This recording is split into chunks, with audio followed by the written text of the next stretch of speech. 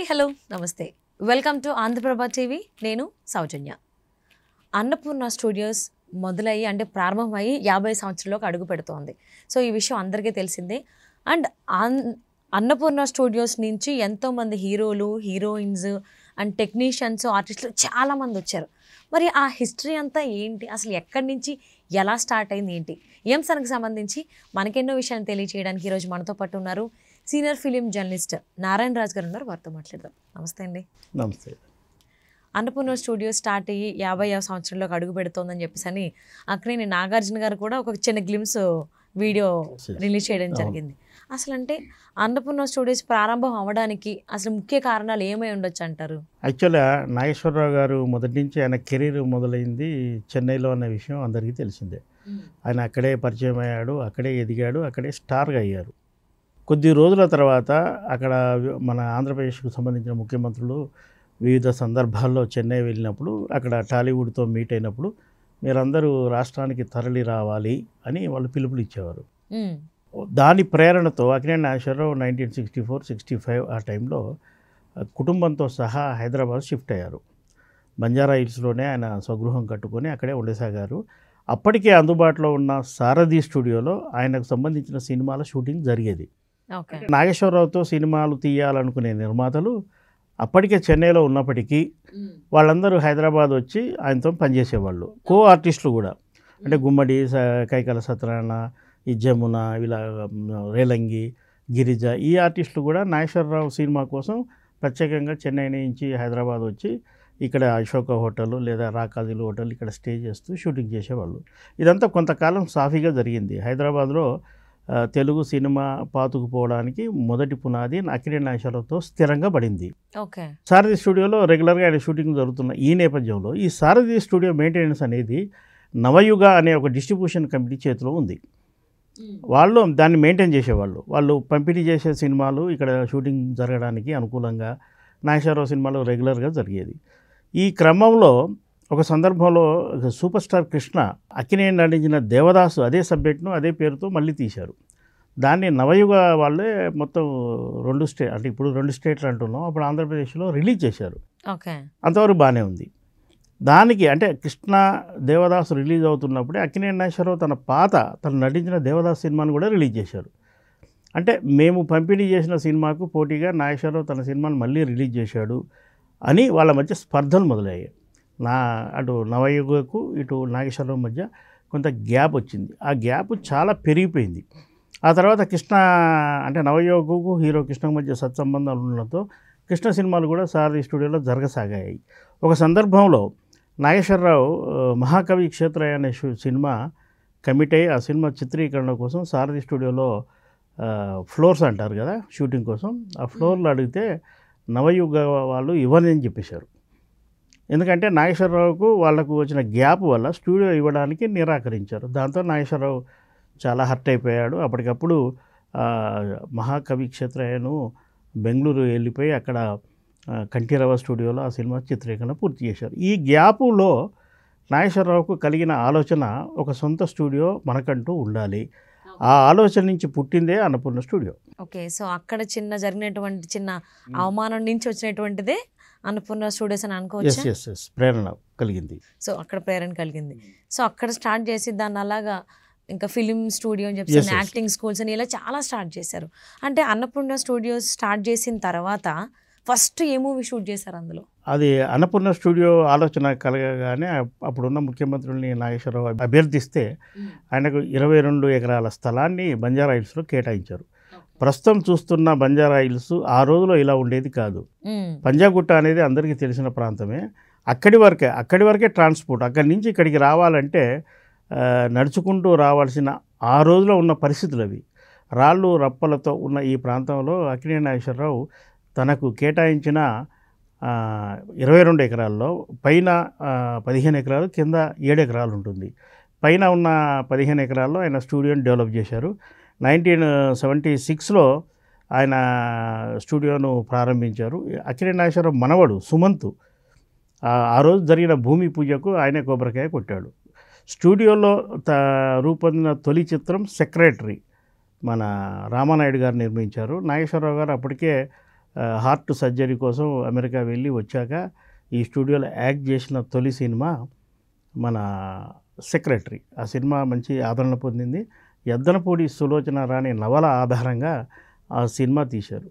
ఆ విధంగా నాగేశ్వరరావు గారి స్టూడియోకు మొదలు కావడం, ఫ్లోర్లు నిర్మాణం జరగడం, ఆ తర్వాత ఒక ఫ్లోర్ నుంచి 4 ఫ్లోర్ల వరకు వెళ్ళడం జరిగింది. అంటే 1976లో ప్రారంభమైంది కన్స్ట్రక్షన్ అనేది. అంటే ఆ టైంలో ఆయన ఏమన్నా ఇబ్బందులు ఎదుర్కొనడం జరిగిందంటారా? ఇబ్బందులు అంటూ ఏమీ లేవు. ఎందుకంటే నాగేశ్వరరావు స్టూడియో నిర్మిస్తున్నాడు అనగానే అది ఒక టాక్ ఆఫ్ ఇండస్ట్రీలా అయింది. హైదరాబాద్లో ఇక తెలుగు చలనచిత్ర పరిశ్రమ పాతుకుపోయే అవకాశాలు స్పష్టంగా ఉన్నాయి. అప్పటికే సారథి స్టూడియో ఉంది, అన్నపూర్ణ స్టూడియో కూడా నిర్మాణం జరగడం పట్ల అందరూ ఆనందమే వ్యక్తం చేశారు. అయితే ఈ స్టూడియో నిర్మించడంలో, పూర్తి చేయడంలో ఆయన కొద్దిగా ఇబ్బందులు పడ్డాడు. ఎందుకంటే చాలా పెద్ద స్థలంలో నిర్మాణం, ఆర్థికంగా ఆయన చాలా పెట్టుబడి పెట్టాల్సి వచ్చింది. వివిధ ఫైనాన్స్ సంస్థల ద్వారా లోన్ తీసుకొని ఆ స్టూడియోల 4 ఫ్లోర్ల నిర్మాణం పూర్తి చేశారు. తను నటించిన సినిమాలన్నిటితో పాటుగా అప్పట్లో దాసరి నారాయణరావు గారు హైదరాబాద్లో తన సినిమాలు ఎక్కువ షూటింగ్ చేసేవాళ్ళు. ఆయన కూడా హైదరాబాదులోనే అన్నపూర్ణ స్టూడియోలోనే షూటింగ్లు ఎక్కువ జరిగినాయి. స్టూడియో మొదలైనప్పటి నుంచి అంటే 1976 నుంచి ఇప్పటి వరకు కూడా తొలుత సినిమాలు, తర్వాత హిందీ సినిమాలు, తమిళ్ సినిమాలు, ఆ తర్వాత TV serials, TV stage shows, ఇలా నిరంతరం ఆ స్టూడియో బిజీగానే ఉంది, ఇప్పటికీ కొనసాగుతుంది. సో అంటే అక్కినేని నాగేశ్వరరావు గారు ఆయన భార్య అయినటువంటి అన్నపూర్ణ గారి పేరు ఎందుకు పెట్టడానికి ముఖ్య ఉద్దేశం, అంటే కారణాలు ఏమై ఉండొచ్చు అంటారు? అంటే ఆయన మొదటి నుంచి, ఆయన స్టూడియో కట్టక ముందు నుంచి కూడా అన్నపూర్ణ అనే నిర్మాణ సంస్థలో భాగస్వామి. దుగ్గుపాటి మధుసూదనరావుతో కలిసి ఆ సినిమాలో ఆయన కూడా భాగంగా ఉంటూ ఆ సినిమాలు నిర్వహించారు. అన్నపూర్ణ అనేది ఆయన సతీమణి పేరు అనే విషయం అందరికీ తెలిసిందే. ఆయన సినిమా నటుడిగా ఉన్నప్పుడు ఆయన వివాహ ప్రయత్నాలు జరుగుతున్న సందర్భంలో సినిమా వాడికి పిల్లనివ్వడం ఏమిటి అని ఆ రోజులో, అంటే రంగులు వేసుకునేవాడికి పిల్లనివ్వడం ఏంటి అని ఆ రోజు కొద్దిగా వింతగా చెప్పుకున్న రోజుల్లో కూడా అన్నపూర్ణమ్మ గారు ఆయనను చూసి మెచ్చుకొని ఇష్టపడి వివాహం చేసుకుంది. పెళ్ళి అయ్యాక ఆయన స్టార్డమ్ బాగా పెరిగింది, బాగా కొనసాగింది. ఆర్థికంగా నిలబడడానికి కావచ్చు, సంతానం కావచ్చు, మరో విధంగా కావచ్చు, ఆయనకు అన్ని చోట్ల అన్ని సందర్భాల్లో అన్నపూర్ణమ్మ తోడుగా ఉంది. వాళ్ళ జర్నీ కూడా అలాగే జరిగింది. అన్నపూర్ణ స్టూడియో నిర్మాణంలో కూడా నాగేశ్వరరావు గారితో పాటుగా అన్నపూర్ణమ్మ కూడా కీలక పాత్ర వహించారు. ఆ సెంటిమెంట్, భార్య పేరు పెట్టడం అనేది చాలా సందర్భాల్లో చాలా వ్యక్తులు తమ సంస్థలకు, పరిశ్రమలకు పెడుతుంటారు. ఆ సెంటిమెంట్, తన విజయం వెనుక తన భార్య అన్నపూర్ణ ఉంది అన్న సెంటిమెంట్తో స్టూడియోకి అదే పేరు పెట్టారు. అంటే ఈ అన్నపూర్ణ స్టూడియోస్ నుంచి, లేదంటే అన్నపూర్ణ స్టూడియోస్ ద్వారానే కొంతమంది హీరోయిన్లు కానీ, కొంతమంది ఆర్టిస్టులు కానీ వాళ్ళకి స్టార్డమ్ రావడం, అంటే పేరు రావడం, ఫేమ్ రావడం, ఇవన్నీ జరిగినాయి. అలా లిస్ట్ ఏమైనా ఉంది అంటారా? అన్నపూర్ణ స్టూడియో బేసిక్గా నాగేశ్వరరావు గారు నటించిన సినిమాల కోసం ఎక్కువ షూటింగ్ జరిగాయి అన్నపూర్ణ స్టూడియోలో. ఆ తర్వాత బయట కొత్త వాళ్ళు కావచ్చు, మిగతా వాళ్ళు కావచ్చు, బయట నిర్మాణ సంస్థలు తీసిన సినిమాలు అక్కడ షూటింగ్ జరుపుకున్నాయి. అన్నపూర్ణ స్టూడియో ఏర్పాటు చేశాక అన్నపూర్ణ స్టూడియోస్ అని ఒక చిత్ర నిర్మాణ సంస్థను ప్రారంభించి నాగేశ్వరరావు, అంటే నాగేశ్వరరావు నిర్మాత అయినప్పటికీ వాటికి అక్కినేని నాగార్జున, అక్కినేని వెంకట, అంటే నాగేశ్వరరావు ఇద్దరి పిల్లల పేర్లే ఉంటాయి. తొలుత కళ్యాణి అనే ఒక సినిమా తీశారు. అందులో మురళీమోహన్ కథానాయకుడు, జయసుధ కథానాయిక. అంటే సబ్జెక్టు డిమాండ్ చేస్తే తనే నటించాలని కాదు, బయట వాళ్ళు కూడా చేయొచ్చు అని నాగేశ్వరరావు ఆ రోజే ప్రూవ్ చేశాడు. తర్వాత కృష్ణరాజుతో కూడా ఒక సినిమా తీశాడు. తర్వాత తను నటిస్తూ వరుసగా చాలా సినిమాలు చేశారు. నాగార్జునను ఇంట్రడ్యూస్ చేసే సందర్భంలో కూడా విక్రమ్ అనే సినిమాను 1985-86లో అన్నపూర్ణ స్టూడియోనే నిర్మించింది. అంటే హీరోలుగా ఇంట్రడ్యూస్ చేసింది వాళ్ళు ఏమీ లేదు, కానీ బయట హీరోలు అంటే 1-2 సినిమాలు యాక్ట్ చేసి సక్సెస్ అయిన వాళ్ళతోని నిర్మించే ప్రయత్నం చేశారు. కానీ అన్నపూర్ణ స్టూడియోలో తనే హీరోగా ఉండి, తన కొడుకు కూడా హీరోగా ఉండి, తన మనవళ్ళు కూడా హీరోగా ఉన్నప్పుడు బయట హీరోలతో చేయాల్సిన అవసరం వాళ్ళకి రాలేదు. సో అంటే టెక్నీషియన్స్ కూడా చాలామంది పరిచయం అయ్యారు ఫిల్మ్ ఇండస్ట్రీకి అన్నపూర్ణ స్టూడియోస్ ద్వారా. సో అలా పేరుగాంచినటువంటి టెక్నీషియన్స్ ఎవరైనా ఉన్నారా? ఎందుకంటే ఒక సెట్ వేయాలంటే తన వెనక ఆర్ట్ డైరెక్టర్ పడేటువంటి కష్టం చాలా ఉంటుంది. సో మనకు బయటికి తక్కువ తెలుస్తుంది. సో అది ఒక డిజైన్ జస్ట్ అప్పటికప్పుడు వేసినటువంటి సెట్ అని కూడా ఎవరికీ తెలియదు. నిజంగా నిర్మించినటువంటి ఇల్లే అనేటువంటి భావనలోనే ఉంటారు చూసే ప్రేక్షకులందరూ. వాళ్ళ గురించి ఏమంటారు? యాక్చువల్గా సినిమా నిర్మాణం ఎలా జరుగుతుందంటే ఒక డైరెక్టర్కు ఒక యూనిట్ ఉంటుంది. Cameraman, music director, art director, editor, ఇలా ఒక బ్యాచ్ ఉంటుంది వాళ్ళకు. చాలా సినిమాలు నాగేశ్వరరావు నిర్మాతగా ఉన్న సినిమాలే కాదు, కొన్ని వందల సినిమాలు అక్కడ షూట్ జరిగినాయి. దానికి సంబంధించిన టెక్నీషియన్స్ వచ్చి ఆ ఫ్లోర్ను రెంట్కు తీసుకొని సెట్ వేసుకోవడం జరుగుతుంది. దానికోసం ప్రత్యేకంగా వర్క్షాప్ కూడా ఉంటుంది. అంటే అక్కడ అవసరమైన వస్తువులు తీసుకోవడానికి అక్కడ అన్నపూర్ణ స్టూడియోలో వర్క్షాప్ కూడా ఉంటుంది. అంటే పరిచయం అంటూ స్టూడియో ద్వారా అని ప్రత్యేకంగా కాకుండా నాగేశ్వరరావుకు మద్రాసులో ఉన్నప్పుడు కావచ్చు, తర్వాత ఉన్నప్పుడు కావచ్చు, తనకు అలవాటైన టెక్నీషియన్లు సహజంగా ఆయన సినిమాలకు పనిచేస్తూ ఉంటారు. ఈ సెల్వరాజ్ అనే ఒక కెమెరామెన్ ఉన్నాడు, నాగేశ్వరరావుకు నువ్వు చాలా బ్యూటీగా చూపెడతాడు, డ్యూయల్ రోల్ కూడా అద్భుతంగా ప్రజెంట్ చేస్తాడు అన్న పేరు ఆయనకు ఉంది. ఆయన కొనసాగాడు. ఆ తర్వాత వచ్చిన నవకాంత్ కానీ మరోవరు కానీ అక్కడ సక్సెస్ అయ్యారు. బయటి ప్రొడ్యూసర్లు వాళ్ళ కోసం వాళ్ళు ఇంట్రడ్యూస్ చేసిన వాళ్ళు చాలామంది ఉన్నారు. అన్నపూర్ణ స్టూడియో అంటే ఆ తర్వాత క్రమంలో 1910 or 12లో అన్నపూర్ణ స్టూడియో ఒక ఫిల్మ్ ఇన్స్టిట్యూట్ కూడా నెలకొల్పింది. అంతర్జాతీయ ప్రమాణాలతో ఇప్పటికీ అది కొనసాగుతుంది. దానికి సంబంధించి వేరే అంత సెక్షన్ అంటే మొత్తం ఆల్ ఇండియా నుంచి కేవలం యాక్టర్సే కాదు, మిగతా టెక్నీషియన్ డిపార్ట్మెంట్లో ఆసక్తి ఉన్న వాళ్ళందరూ అక్కడ వచ్చి చేరేవాళ్ళు. వాళ్ళు శిక్షణ పొందారు. కొందరికి అన్నపూర్ణ స్టూడియోనే నిర్మించిన సినిమాల్లో అవకాశాలు ఇచ్చారు. కొందరు ఒకరిద్దరు ఫిమేల్ డైరెక్టర్స్ని అన్నపూర్ణ స్టూడియోనే ఇంట్రడ్యూస్ కూడా చేసింది. ఇప్పటికీ ఫిల్మ్ ఇన్స్టిట్యూట్ సక్సెస్ఫుల్గా రన్ అవుతుంది. అంటే నారాయణ రాజు గారు, అన్నపూర్ణ స్టూడియోస్ కంటే ముందే సారథి స్టూడియోస్ ఉందని చెప్తారు. సో ఆల్రెడీ ఉన్నప్పుడు వేరే వాళ్ళు వస్తున్నారు అని అంటే ఉన్నటువంటి వాళ్ళు సహించరు. ఏదో ఒక చిన్న చిన్న ఇబ్బందులకి గురి చేయడం అనేది సర్వసాధారణం. సో మరి అన్నపూర్ణ స్టూడియోస్ కన్స్ట్రక్షన్ ఉన్న టైంలో ఆల్రెడీ ఉన్నటువంటి స్టూడియోస్ వాళ్ళు ఏమైనా ఇబ్బందికి గురి చేయడం కానీ అలా ఏమైనా జరిగిందా నాగేశ్వరరావు గారిని? సారథి స్టూడియో వాళ్ళు నవయుగ వాళ్ళు మెయింటెనెన్స్లో ఉంది. అది అప్పటికీ ఇక్కడ హైదరాబాదు బేస్గా కొందరు సినిమాలు తీస్తున్నప్పుడు స్టూడియో అంటే అన్నపూర్ణ స్టూడియో ఉన్నా, సారథి ఉన్నా, మరొక స్టూడియో ఉన్నా, ఒక సినిమా కోసం కేవలం ఒకే స్టూడియోలో సినిమా మొత్తం తీయడం కుదరదు. ఒకసారి ఫ్లోర్స్ అందుబాటులో లేక ఉండొచ్చు, లేదా అవుట్డోర్ ప్రాంతంలో షూటింగ్ చేయాల్సి వచ్చు, లేదా కొన్ని స్టూడియోలో police station set, hospital test set, jail set, court set, ఈ లోగిలి హౌస్ లాంటివి ఉంటాయి. అలాంటివి ఉన్నప్పుడు ఆ స్టూడియో అవి ఎక్కడ ఉంటే ఆ స్టూడియోకి వెళ్ళి షూటింగ్ చేసుకుంటారు. దానికి ఇబ్బందులు ఏముండవు. అందుకే హైదరాబాద్లో ఇప్పుడు 8-9 స్టూడియోస్ ఉన్నప్పటికీ వాళ్ళందరికీ రన్నింగ్లో ఉండడానికి కారణం ఒక సినిమాకు కేవలం ఒకే స్టూడియోలో తీయడం సాధ్యం కాదు. మిగతా స్టూడియోల్లో ఉన్న సౌకర్యాలను కూడా వాళ్ళు ఉపయోగించుకుంటారు. ఆ విధంగా అన్నపూర్ణ స్టూడియో వచ్చినప్పటికీ సారథి స్టూడియోలో కూడా షూటింగ్లు కొనసాగాయి. ఓకే. సో ఇబ్బంది అయితే ఏం పడలేదు నాగేశ్వరరావు గారు ఈ కన్స్ట్రక్షన్ టైంలో అయితే. సో ఇప్పుడు ఒకప్పుడు ఎలా అయితే సారథి స్టూడియోస్లో అన్నీ జరిగేవో ఇప్పుడు అన్నపూర్ణ స్టూడియోస్లో కొన్ని సినిమాలు కావచ్చు, షోస్ కావచ్చు, అందరికీ తెలిసినటువంటి బిగ్ బాస్ కూడా అన్నపూర్ణ స్టూడియోస్లోనే షూట్ అవుతుందని చెప్పి అందరికీ తెలిసిందే. సో అంటే మిగిలినవన్నీ అన్నున్నా కానీ ఎందుకు అన్నపూర్ణ స్టూడియోస్ని చూస్ చేసుకుంటున్నారు చాలామంది?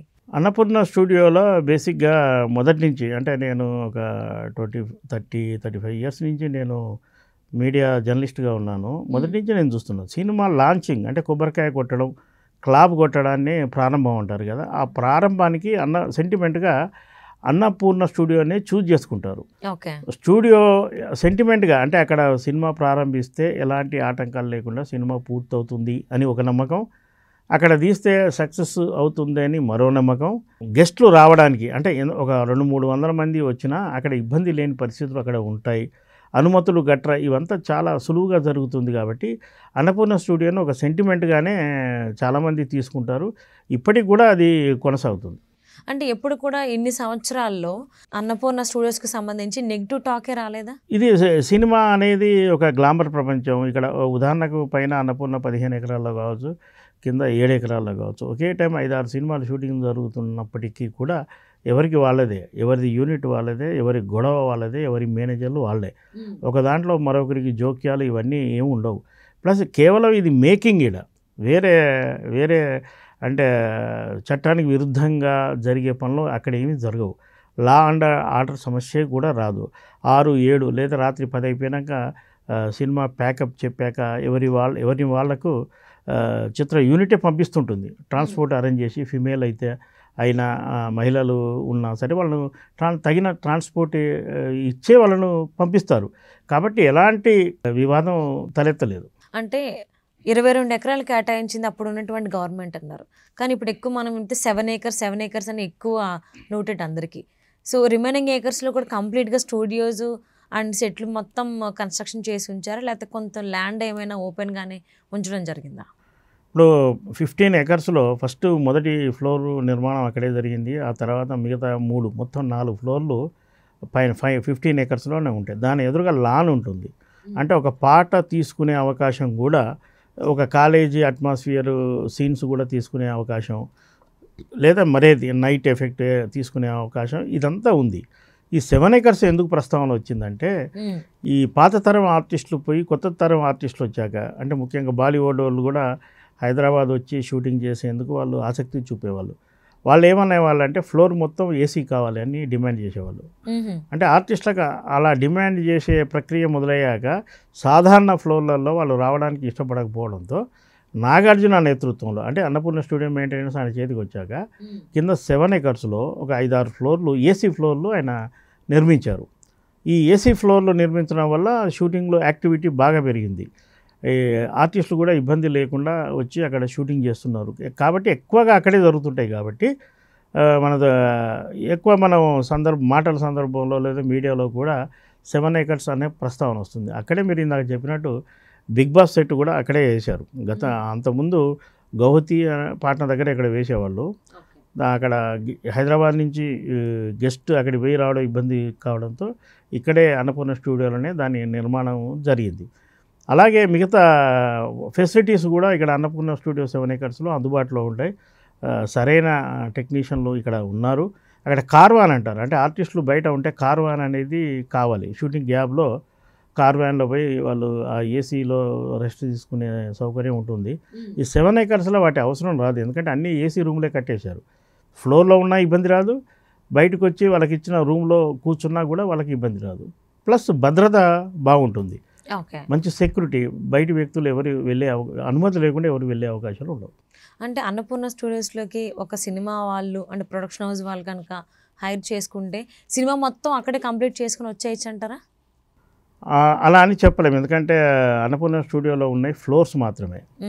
ఒక హౌస్ సెట్ కావాలంటే మళ్ళీ వేసుకోవాల్సి వస్తుంది, లేదా ఖరీదైన హౌజులు కావాలంటే మనకు జూబ్లీ హిల్స్లోనే అనేకం షూటింగ్ అద్దెకించే ఇండ్లు ఉన్నాయి. లేదా సాంగ్స్ అంటే ఎక్కువగా విదేశాలకు వెళ్తున్న విషయం మీకు తెలిసిందే. విఎఫ్ఎక్స్ షాట్స్ అంటే గ్రీన్ మ్యాట్ వేసేటి ఫ్లోర్లలో చేస్తున్నారు. ఆ టెక్నికల్ సపోర్ట్ మాత్రం అన్నపూర్ణ స్టూడియోలో ఉంది. మిగతా వాటికి బయట కూడా తీసుకోవాల్సి ఉంటుంది. కేవలం రామోజీ ఫిల్మ్ సీట్ లాగా నిర్మాత డబ్బుల సూట్ కేసుతో పోయి బాక్స్తో రావచ్చు అనేది అన్నపూర్ణ స్టూడియో లాంటి ప్రాంతాల్లో కుదరదు. కొంత బయట షూటింగ్ చేసుకోవాల్సిన పరిస్థితి ఖచ్చితంగా ఉంటుంది. ఓకే, అంటే మనకి హైదరాబాద్లో చాలా స్టూడియోస్ ఉన్నాయి. సారథి స్టూడియోస్ అని, రామానాయుడు, పద్మాలయ స్టూడియోస్, ఇలా చాలా ఉన్నాయి. కానీ అన్నపూర్ణ స్టూడియోస్కి ఉన్నటువంటి ప్రత్యేకత అంటే ఏంటి, అంటే ఏం చెప్తారు? ఇప్పుడు సారథి స్టూడియోకు పాత స్టూడియోగా వాళ్ళు అప్డేట్ కాలేదు చాలా కాలం.